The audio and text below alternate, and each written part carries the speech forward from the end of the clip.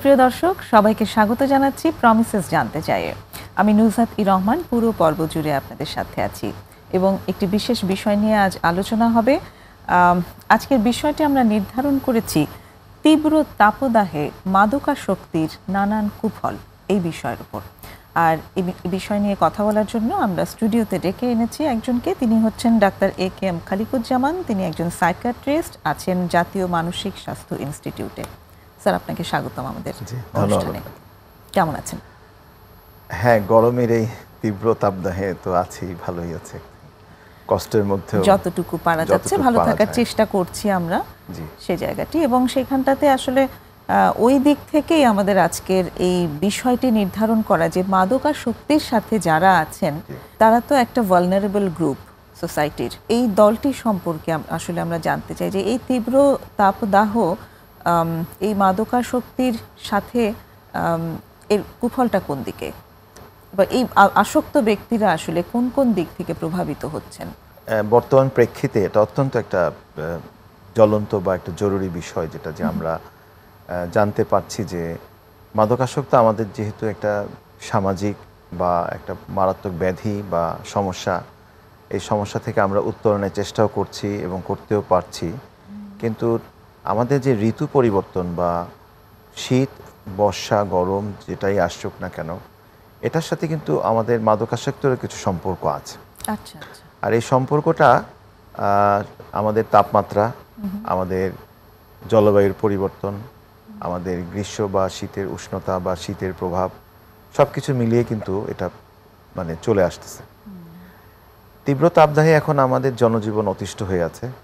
মানে বিশ্বব্যাপী কিন্তু এই তাপমাত্রার বৃদ্ধিটা কিন্তু পরিলক্ষিত বা দেখা যাচ্ছে। এবছর আমাদের দেশের এই তাপমাত্রাটা, হ্যাঁ, এটা আমাদের একটু বেশি এই বছরটা আমাদের দেখতে পাচ্ছি যে একটা ভৌগোলিক বা আমরা যেটা দেখেছি যে একটা মানে আবহাওয়াবিদদের বা বৈজ্ঞানিকদের একটা বিশেষ মতবাদ যে এল নিনো লা নিনার একটা প্রভাব এবছর পড়ছে। এর জন্য নাকি আপনার তাপমাত্রা বৃদ্ধি পাচ্ছে। আর এই তাপমাত্রা বৃদ্ধির সাথে আমাদের জনজীবন থেকে শুরু করে আমাদের ব্যক্তি জীবন, পারিবারিক জীবন, দৈনন্দিন জীবন, সামাজিক জীবন, প্রতিটার মধ্যে এবং শিক্ষা জীবন, সব কিছুরই একটা পরিবর্তন দেখতে পাচ্ছি। আচ্ছা। সেই সাথে আমাদের যত রোগ বালাই আছে সেটাও কিন্তু বৃদ্ধি পাচ্ছে। বিশেষ করে শারীরিক অসুস্থতা, আপনার মাথা ব্যথা থেকে শুরু করে অনিদ্রা, ক্ষুধাভাব মানে ক্ষুধামান্দা, সেই সাথে কোনো ব্যক্তির যদি হাই ব্লাড প্রেশার থাকে, ডায়াবেটিস থাকে, সেটারও তারতম্য হচ্ছে, পেটে ব্যথা, কখনো কখনো ডায়রিয়া হচ্ছে, এবং সর্বোপরি অনেক জায়গায় আমরা দেখতে পাচ্ছি হিট স্ট্রোকে মানুষ মারাও যাচ্ছে। একটা হচ্ছে ওই যে ইলেকট্রোলাইট ইমব্যালেন্স হয়ে যাচ্ছে। এর সাথে আমরা দেখতে পাচ্ছি যে ইলেকট্রোলাইট ইমব্যালেন্স, যে অতিরিক্ত ঘাম হচ্ছে, তার কারণে আমাদের জলশূন্যতা বা পানি শূন্যতা শরীরে পাচ্ছি, লবণের তারতম্য হচ্ছে, ইলেকট্রোলাইট ইমব্যালেন্স হচ্ছে। এই সব বিষয়ে আমাদের শরীর এবং মানে আমাদের মনস্তাত্ত্বিক বা মানসিক বিষয়গুলো অনেক পরিবর্তন হয়। এখন এর মধ্যে যদি একজন ব্যক্তি মাদকাসক্ত হয়, তাহলে তো সেটা তীব্র আকারে এটা প্রভাব পড়ে থাকে। কারণ মাদকাসক্তের কারণে তার পুরো জীবনটাই একটা পরিবর্তিত হয়ে যায়। সেই সাথে তার জীবনের যত প্রয়োজনগুলো আছে সেগুলোর মধ্যেও একটা পরিবর্তন আসে। দৈনন্দিন জীবনের যে আমরা বলবো যে ডিসিপ্লিন, সেটাও বলতে গেলে নষ্ট হয়ে যায়।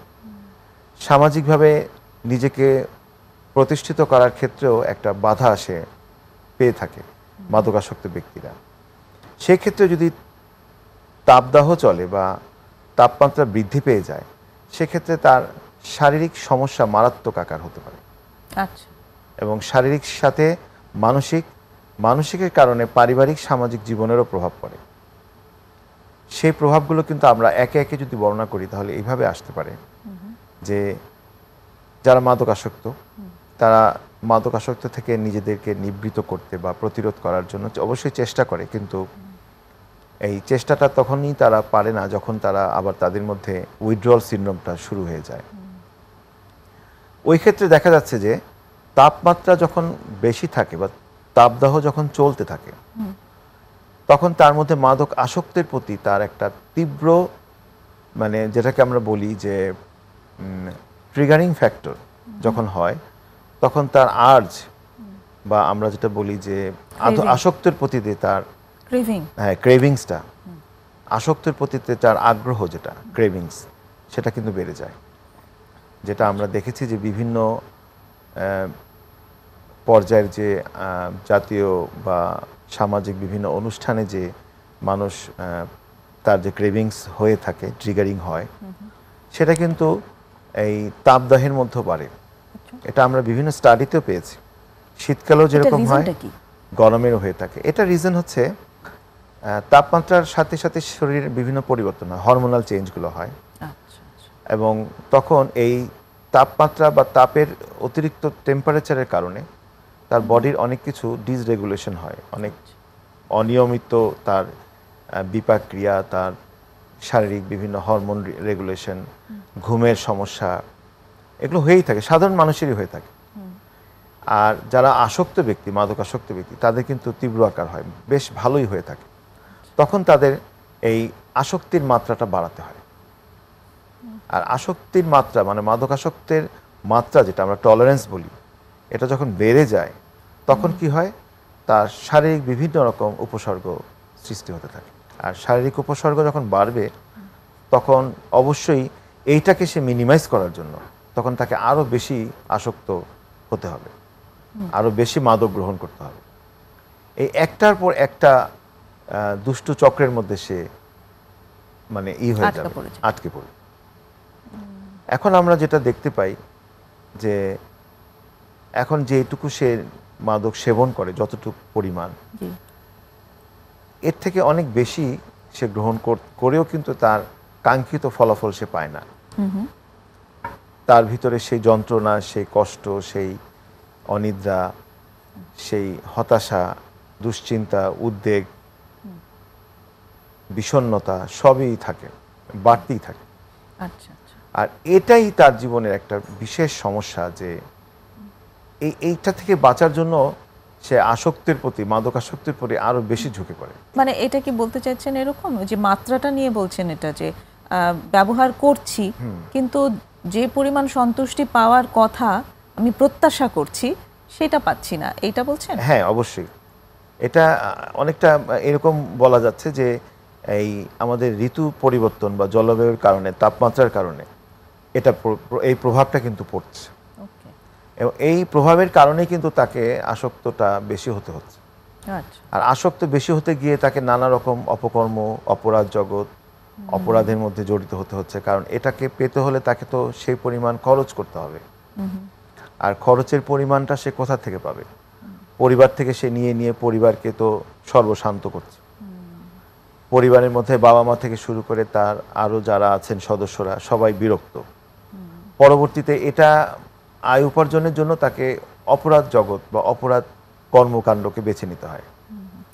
তার মানে সামাজিক একটা অস্থিরতাও সৃষ্টি হচ্ছে। সামাজিক অস্থিরতা, তার নিজের মধ্যেও একটা মানসিক কি বলবো, মানে নৈতিক এবং মানসিক যে জায়গাটা, সেখানেও একটা সেটাও আমরা দেখতে পাচ্ছি। তাহলে আমরা এইটুকু এইভাবে দেখতে পেলাম যে আসক্তির পরিমাণ বৃদ্ধি হচ্ছে, সেই সাথে তার অপরাধ প্রবণতা বাড়ছে, পারিবারিক এবং সামাজিক অস্থিরতা বেড়ে যাচ্ছে। এমনিতেই তো তাপদাহের কারণে সবাই বেশ কষ্টে থাকে, অতিষ্ঠ থাকে, তার মধ্যে আবার মাদকাসক্তের একটা কুফল, এটাতে আরও বেশি মানুষ বা তাদের পরিবার পরিজন, আত্মীয় স্বজন, প্রিয়জনদের মধ্যে একটা ভীষণ রকম একটা অস্থিরতা, একটা কষ্ট, একটা যন্ত্রণা বিরাজ করে। আর এটাই আমাদের একটা বলবো যে এটা আমাদের জন্য একটা চরম হতাশার একটা বিষয়, যে আমরা এই বিষয় থেকে, এই অধ্যায় থেকে আমাদেরকে উঠে আসতে হবে। আর উঠে আসার জন্যই আমরা দেখতে পেলাম যে আমাদের যে প্রভাবগুলো পড়ছে, এই প্রভাবগুলোর মধ্যে আমাদের সর্বোচ্চ প্রভাব হচ্ছে যে পরিবার এবং সমাজের অস্থিরতা। সেই সাথে যে ব্যক্তি আসক্ত হচ্ছে তার মধ্যেও শারীরিক সমস্যা দেখা দিচ্ছে, কারণ আমি তো বললাম শারীরিকভাবে প্রচন্ড ঝুঁকির মধ্যে আসলে চলে যাচ্ছে, কারণ সে সেই সময় ব্যবহারটা অনেক বাড়িয়ে দিচ্ছে এটা বলছেন। এবং তার সঙ্গে সঙ্গে তার যেমন শারীরিক অস্থিরতা তৈরি হচ্ছে, মানসিক জগতে মনোজগতেও অস্থিরতা তৈরি হচ্ছে, যেটা ছড়িয়ে পড়ছে অ্যাকচুয়ালি পরিবার এবং সমাজে। তো আমরা শুনবো সেই জায়গাটা থেকে কিভাবে বের হওয়ার জন্য আসলে কি পরামর্শ। তার আগে একটা বিরতি নেব। প্রিয় দর্শক, একটা বিরতি নিচ্ছি, সঙ্গেই থাকবেন আশা করছি।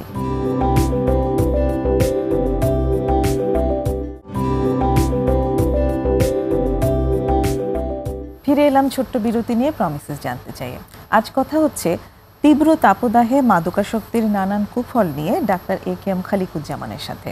স্যার, আমরা মাদকাসক্তির বিভিন্ন কুফলের কয়েকটি দিক সম্পর্কে জেনেছি, শারীরিক, মানসিক, সামাজিক, পারিবারিক, এই বেশ কয়েকটি দিক সম্পর্কে জেনেছি। আর একটু স্পেসিফিক করে যদি আমাদের জানাতে পারেন যে কি কি ধরনের শারীরিক সমস্যা হতে পারে। এটা আমরা প্রথম থেকে দেখেছি যে সাধারণ জনগণ বা মানুষের মধ্যে যে বিষয়গুলো হচ্ছে আমাদের স্বাভাবিকভাবে বেশি জনগোষ্ঠীর মধ্যে, যে তাপদাহের কারণে তার অনিদ্রা হচ্ছে বা বিভিন্ন রকম যন্ত্রণা, পেটে যন্ত্রণা হচ্ছে, ক্ষুধামান্দা হচ্ছে বা হজমের সমস্যা হচ্ছে। সেই সাথে কোনো স্পাইসি ফুড বা কোনো খাবার খেলে তখন বেশি এই যন্ত্রণাটা বেড়ে যায়। মশলা জাতীয় খাবার খেলে তার সমস্যা হয় বেশি। পরবর্তীতে দেখা যাচ্ছে যে যদি কারো কোমরবিড সমস্যা থাকে, যেমন ব্লাড প্রেশার হাই আছে, ডায়াবেটিস আছে, অ্যাজমা আছে, এক্ষেত্রে কিন্তু সেগুলো প্রভাব বাড়তে পারে।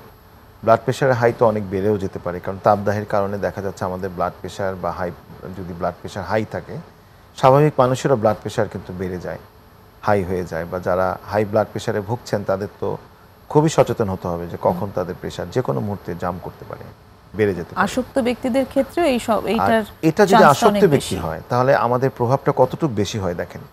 স্বাভাবিকের থেকে আবার আসক্ত, তার মধ্যে তীব্র তাপদাহ, সবকিছু মিলিয়ে বিষয়টা কিন্তু আরো জটিল, আরো ব্যাপক এবং আরো মারাত্মক হচ্ছে।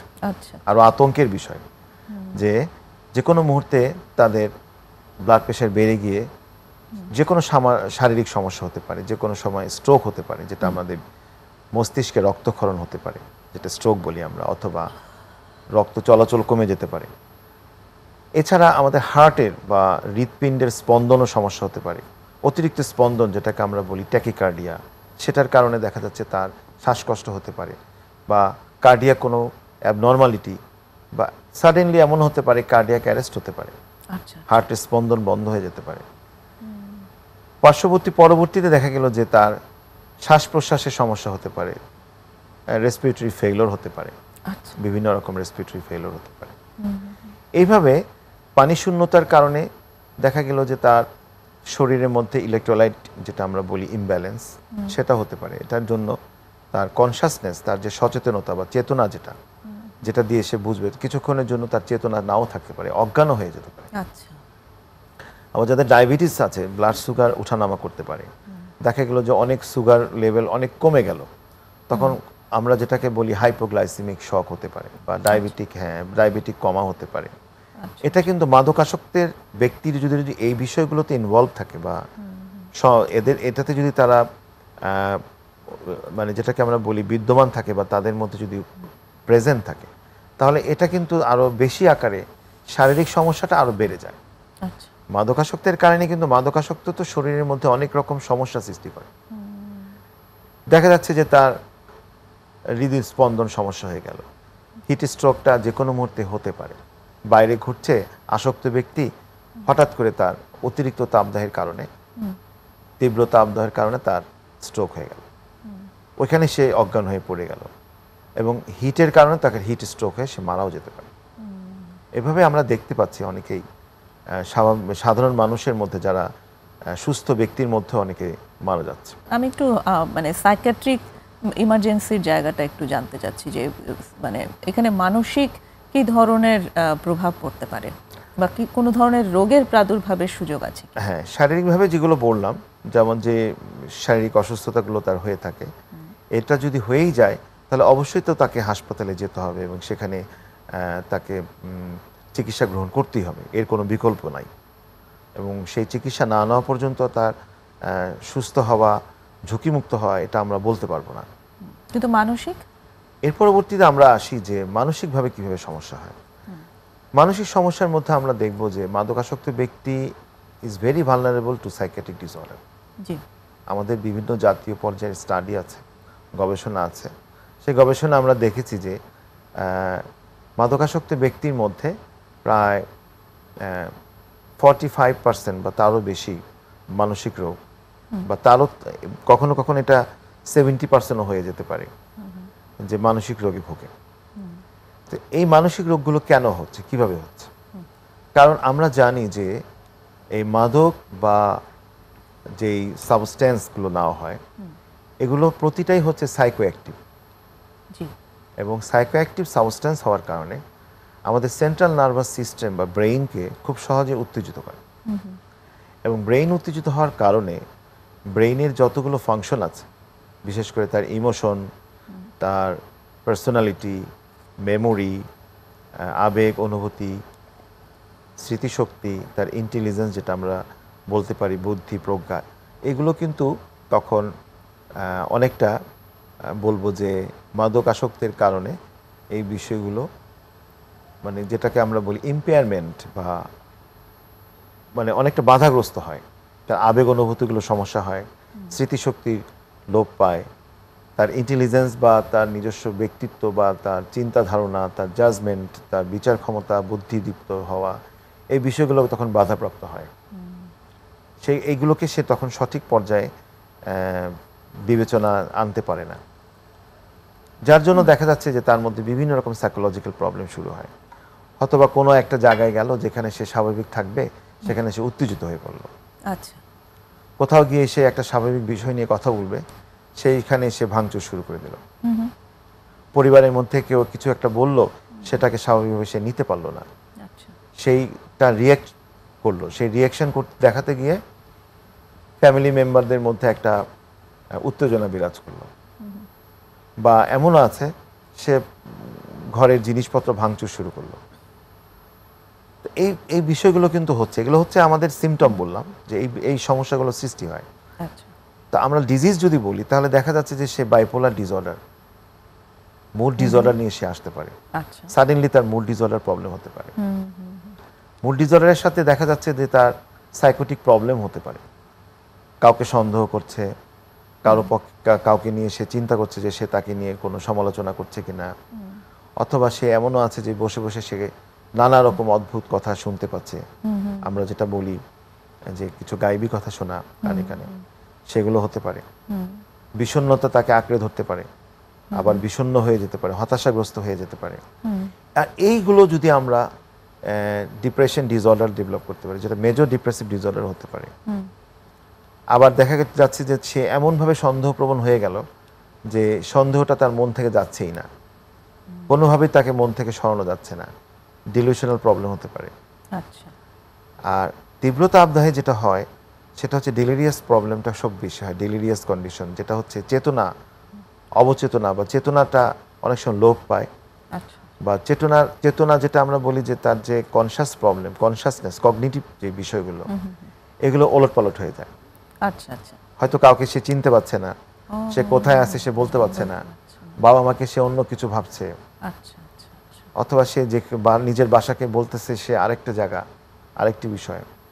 কোনো ব্যক্তিকে সে খুব আপন ভাবছে, নিজের পরিচিত জনকে সে পর ভাবছে।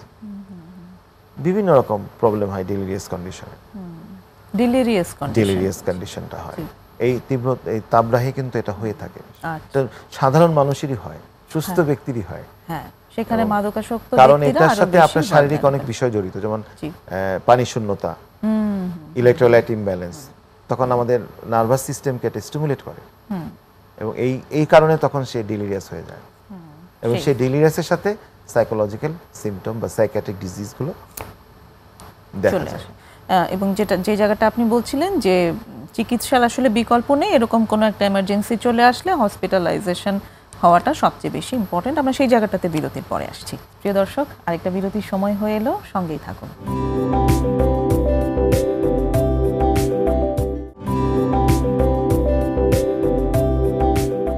প্রিয় প্রিয় দর্শক, আবারও ফিরে এলাম প্রমিসেস জানতে চাই একটা ছোট বিরতির পর।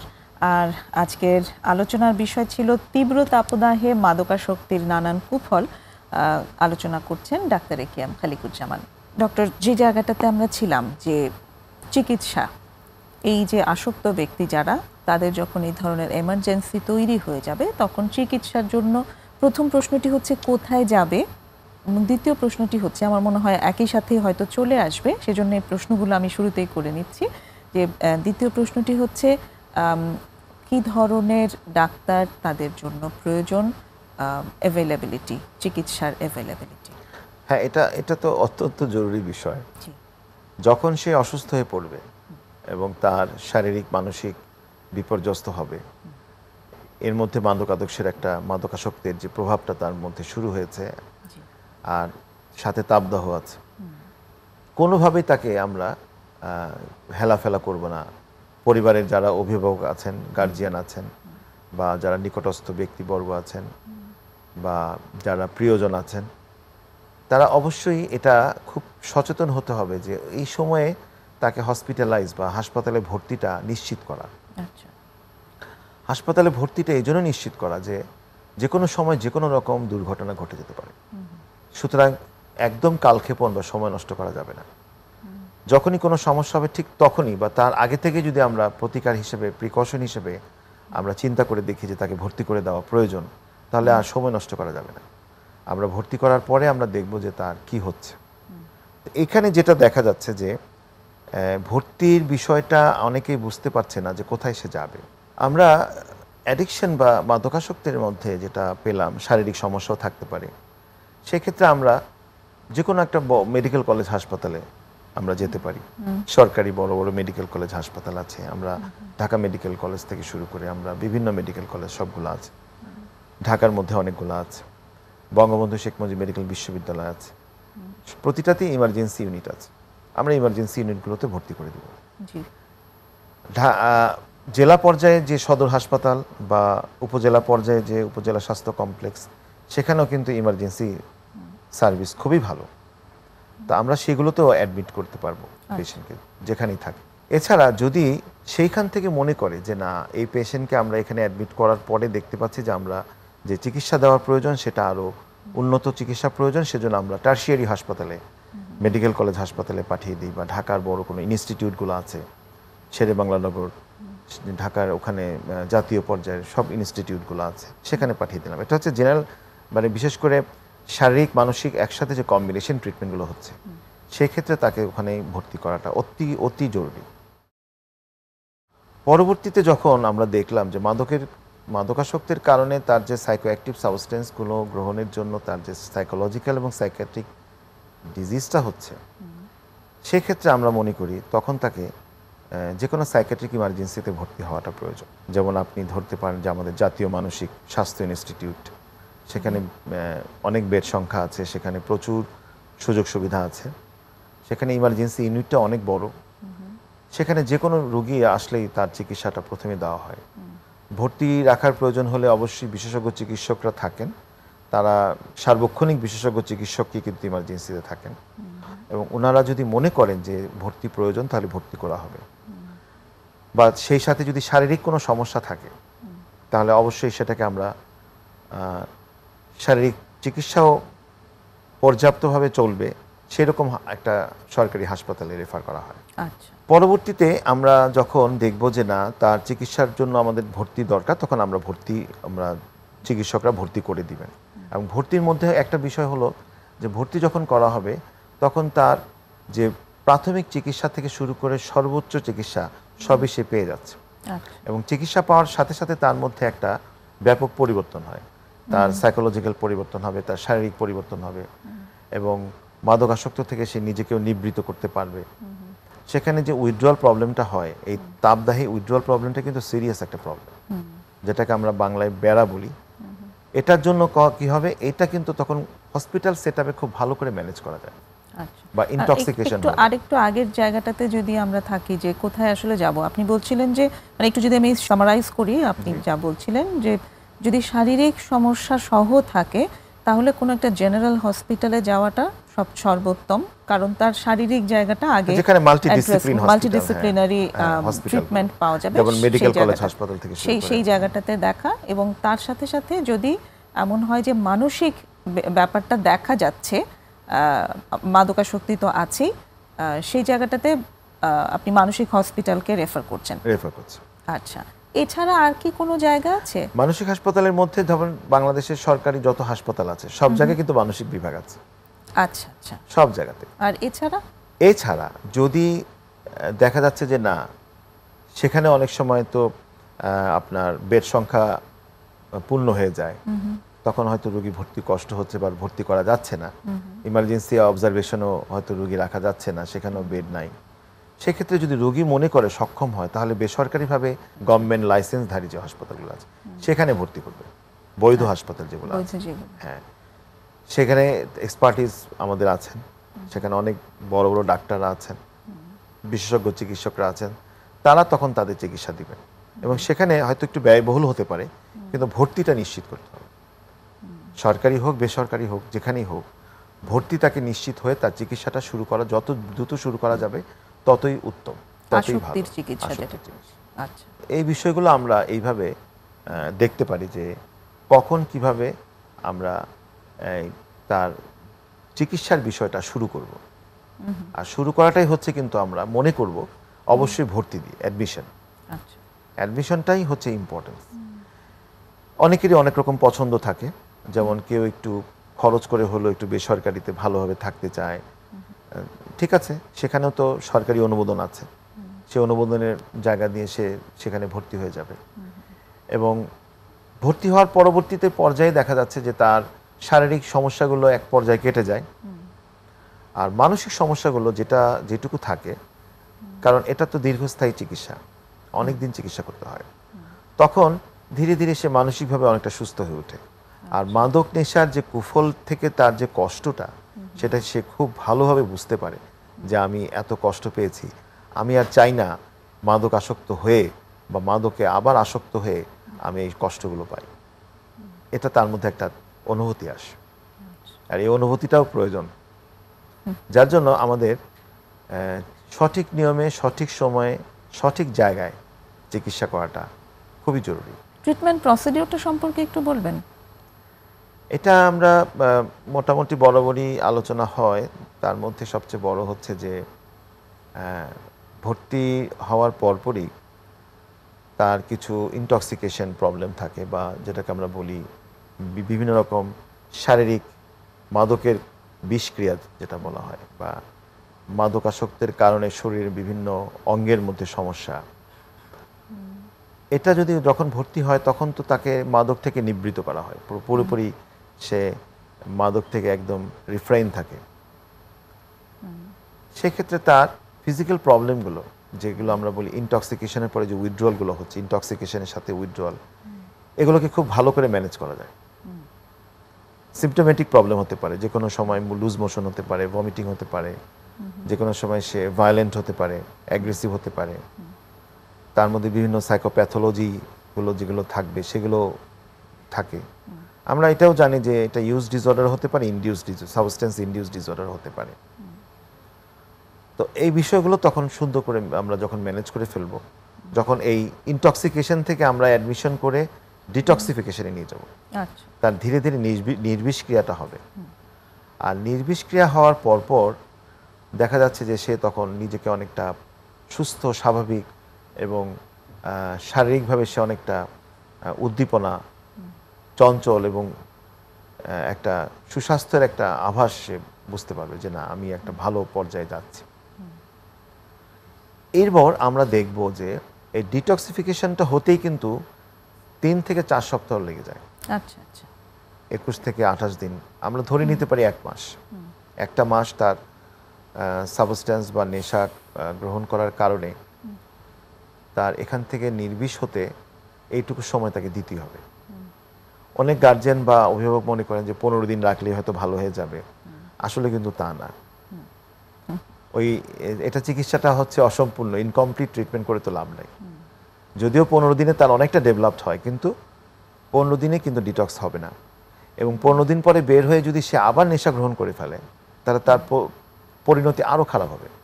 আচ্ছা। এই জন্য কমপ্লিট ডিটক্সিফিকেশনটা কমপ্লিট করে তারপরে আমাদের রিহ্যাবিলিটেশন প্রোগ্রামটা শুরু করা। আচ্ছা আচ্ছা। তার বিভিন্ন রকম ডিঅ্যাডিকশন কাউন্সেলিং প্রোগ্রাম, রিহ্যাব প্রোগ্রাম, এগুলোতে তখন চলে আসবে। এবং এটার জন্য আমাদের মাদকদ্রব্য নিয়ন্ত্রণ অধিদপ্তরে কতগুলো প্রোটোকল আছে, আচ্ছা। কতগুলো প্রোগ্রাম রয়েছে, কতগুলো প্ল্যানিং আছে। ওই প্ল্যানিং অনুযায়ী তখন আমাদের এই ট্রিটমেন্টগুলো আমরা পরিচালনা করা হয়। চমৎকার বলেছেন। আরেকটা বিরতির সময় হয়ে এলো, বিরতির পর আমরা আবার বাকি বিষয়গুলো নিয়ে আলাপ করছি। দর্শক, আমরা আবার একটা বিরতি নিচ্ছি, ফিরে এসে আবার কথা হবে।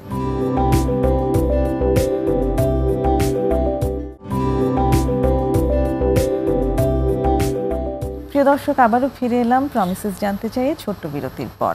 আজ কথা হচ্ছে তীব্র তাপদাহে মাদকাসক্তির নানা কুফল নিয়ে ডাক্তার একেএম খালিকুজ্জামানের সাথে। স্যার, আমরা মাদকাসক্তির চিকিৎসা প্রক্রিয়ার মধ্যে ছিলাম, সেখানে আপনি বলছিলেন যে কীভাবে আসলে কিছু পর্যায় আছে, প্রথমে ডিটক্স করতে হয় এবং তারপর আসলে রিহ্যাবিলিটেশন শুরু হয়। তো এই রিহ্যাবিলিটেশন পার্টটা সম্পর্কে একটু জানতে চাই। আমরা মাদকাসক্তের যে অ্যাডমিশন প্রসেসটা কমপ্লিট করার পরে আমরা ডিটক্সিফিকেশনটা হলো, এটা আমরা ধরে নিচ্ছি 1 মাস। কারণ কোনো মাদকের আপনার বডি থেকে পুরোপুরি ফ্রি হতে সময় লাগে 2 সপ্তাহ, কোনো 3 সপ্তাহ লাগে। তো সব মিলিয়ে আমরা 4 সপ্তাহ বা 28 দিন বা 1 মাসের মতো ধরতে পারি। তো এটা হওয়ার পরে তখন তার স্বাভাবিক কিছু মানে ফিজিওলজিক্যাল যে এইগুলো ফিটনেসগুলো, বিশেষ করে তার ক্ষুধা ঠিক হয়ে যায়, খেতে ইচ্ছে করে, ঘুমটা ভালো হয়, শরীরটা ভালো লাগে, তারপরে তার কাজকর্ম করার ইচ্ছে আসে এবং তার মনোযোগটা বৃদ্ধি পায়, অ্যাটেনশন ইন্টেলিজেন্সগুলো মানে টোটাল কগনিটিভ ফাংশনটা তার ডেভেলপ ভালো হয়। কারণ এগুলো তো সম্পূর্ণটাই অকুপাইড বাই সাবস্ট্যান্স ছিল, ব্রেনের মধ্যে সাবস্ট্যান্স একদম ভরা ছিল। এগুলো তো গ্র্যাজুয়ালি বডি থেকে বেরিয়ে গেছে এবং ডিটক্স হয়েছে সে। আচ্ছা, ওয়েল, এখন এটা যখন হয়ে গেল, শেষ হয়ে গেল, তখন আমরা তাকে বিভিন্ন রকম, এর মধ্যে কিন্তু তার মেডিসিন আছে মেইনলি, কিন্তু প্রথমে তাকে আমরা কেমিক্যাল চেঞ্জ করেছি, বিশেষ করে নিউরোকেমিক্যাল চেঞ্জ বা আমরা যেটাকে বলি সাইকোফার্মাকোলজি। সাইকোফার্মাকোলজিটা হচ্ছে আমাদের একটা ইম্পর্টেন্ট চ্যাপ্টার। এটা দিয়ে কিন্তু তাকে আমরা চিকিৎসাটা ডেভেলপ করে তাকে ডিটক্স করেছি। এটা অ্যাকর্ডিং টু সিমটম তাকে আমরা, এটা সাইকিয়াট্রিস্ট, সিনিয়র সাইকিয়াট্রিস্ট বা সাইকিয়াট্রিস্ট, তারা বিশেষজ্ঞ চিকিৎসক, মানসিক রোগ বিশেষজ্ঞ চিকিৎসক, তারা এটাকে সুন্দরভাবে এবং অত্যন্ত সায়েন্টিফিক ওয়েতে মেথডিক্যালি তারা ট্রিটমেন্টটা কমপ্লিট করে থাকেন। তো এটার পরে যখন সে অনেকটা সুস্থ হয়ে যায়, দেন আমরা সাইকিয়াট্রিস্টের তত্ত্বাবধানে, তারপরে সাইকোলজিস্টের তত্ত্বাবধানে আমরা বিভিন্ন রকম প্রোগ্রাম শুরু করে দিই। এই প্রোগ্রামগুলো হচ্ছে যেমন 12 স্টেপস প্রোগ্রাম হতে পারে, তার বিভিন্ন রিয়েল লাইফ সম্পর্কে, সোবার লাইফ সম্পর্কে তার যে সাইকোলজিক্যাল প্রসেসগুলো শুরু হয়। এই প্রসেসগুলোতে তখন সে বুঝতে পারে যে তার জীবনটা কোথায় ছিল এবং সে কোথায় আসছে। সেখানে কিন্তু তার মধ্যে একটা হতাশা কাজ করে যে আমি বোধহয় শেষ হয়ে গেছি মাদক গ্রহণ করে। কিন্তু যখন সে প্রোগ্রামগুলোতে আসে, তখন তার মধ্যে নতুন করে বাঁচার ইচ্ছা হয় যে না, আমি শেষ হই নাই, আমি আবার নিজেকে এর থেকেও আরো, অতীতের থেকেও আরো সামনে ভালো ডেভেলপ করতে পারবো। তার যে উৎসাহ, উদ্দীপনা, পুনর্জাগরণ, এটা খুব মারাত্মকভাবে ধরে রাখতে হবে। এবং ধরে রাখার জন্য এখানে ডিঅ্যাডিকশন কাউন্সিলর কাজ করে, সাইকোলজিস্টদের বিশাল ভূমিকা আছে, অকুপেশন থেরাপিস্টদের কাজ আছে, মানে এটা একটা মাল্টি ডিসিপ্লিন টিম তখন তার কাজ করে। Psychiatrist, psychologist, deaddiction counsellor, occupation therapist, psychiatric nurses, সবাই মিলে তখন তার বিষয়টাকে খুব হাইলি চার্মিং করে তার লাইফটাকে ডেভেলপ করা। এখন আমরা বলতে পারি যে এটা তো হসপিটাল সেটআপে থাকার পরে সে খুব ভালো ছিল। কতদিন এটা থাকে? এটা আমরা সচরাচর দেখি যে আমাদের ইন্টারন্যাশনাল যেটা ক্লাসিফিকেশনে আমরা আসি, যেটা প্ল্যানিংয়ে আছে, যেটা সেখানে 4 থেকে 6 মাস। আবার ইউরোপিয়ান কিছু কারিকুলাম আছে যেখানে 18 মাস থাকতে হয়। তা আমাদের দেশে তো এতদিন থাকা সম্ভব না, আমরা 6 মাস পর্যন্ত রাখি, 4 মাস থেকে 6 মাস পর্যন্ত রাখি, যদি গার্জিয়ান এটা বুঝতে পারে না। তো সেক্ষেত্রে সরকারি হাসপাতালগুলোতে যেহেতু রোগীর চাপ বেশি, সেখানে হয়তো সম্ভব না, কিন্তু বেসরকারিতে হয়তো, যেহেতু বেসরকারি হাসপাতালে রোগীর চাপ কম থাকে, সেখানেও অনেক সময় অনেক রোগী থাকতে চায় না, বা থাকলেও তাদের সেই কমপ্লিট যেটা তারা যে রিহ্যাব প্রোগ্রামটা যেটুকু দরকার সেটা তারা কমপ্লিট করতে পারে, মানে কোর্সটা কমপ্লিট হয়। আচ্ছা, প্রতিটা ফ্যামিলি মেম্বার এসে যখন আবার সবাই তাকে ঘিরে দেখে, ঘিরে পায়, তখন কিন্তু আনন্দ, হাসি, জীবনের একটা উৎসাহ, উদ্দীপনা ফিরে আসে। কিন্তু আমরা দেখতে পাই, আমরা সবার মানে আপনার পরিবারের সব সদস্যদের মুখে, বাবা মা থেকে শুরু করে সবার চেহারার মধ্যে একটা ইমোশনাল, একটা মারাত্মক ব্যালেন্স খুঁজে পাই। আমরা দেখতে পাই, এবং এটা খুব ভালো লাগে আমাদের কাছে। যিনি আসক্ত ব্যক্তি তারও ভালো লাগে, পরিবারের সদস্যদেরও ভালো লাগে।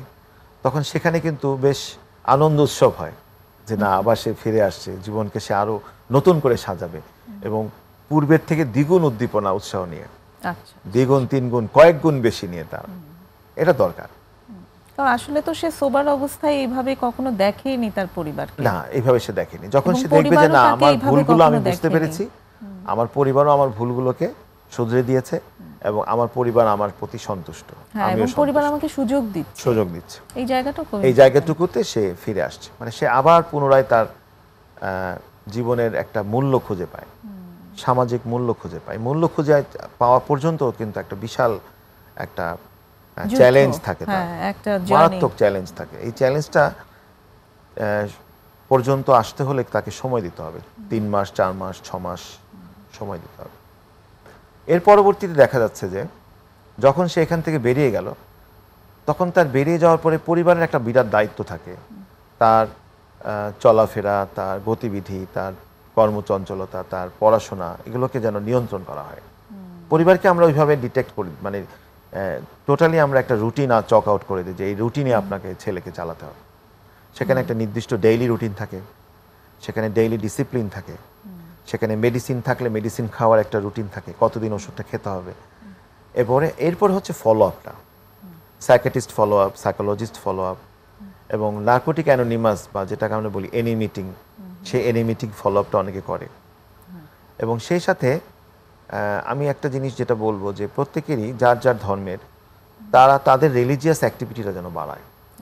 তাতে হবে কি, তার একটা রিলিজিয়াস ইফেক্ট তার মধ্যে আসে, যে ধর্মেরই হোক, এই রিলিজিয়াস ইফেক্টটা কিন্তু প্রয়োজন।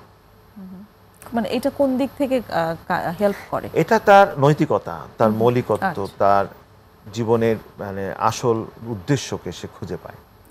এই নৈতিকতা, মোরালিটি তার লাইফটাকে অনেকটা সেফটি নিয়ে আসে, এটা প্রয়োজন। এইভাবে তার আমরা জীবনটাকে আস্তে আস্তে ধীরে ধীরে আমরা দেখবো যে সে নিজেকে গুছিয়ে নিয়েছে।